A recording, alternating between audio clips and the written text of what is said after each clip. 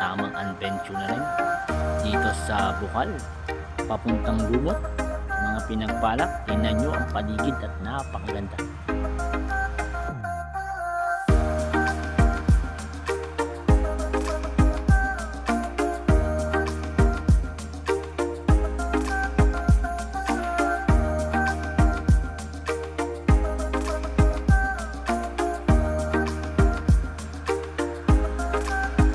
Mga pinagpala, madami ditong mga pulo na dating malaki, ngayon ay maliliit na at unti-unti na siyang nilalamon ng malalaking tubig.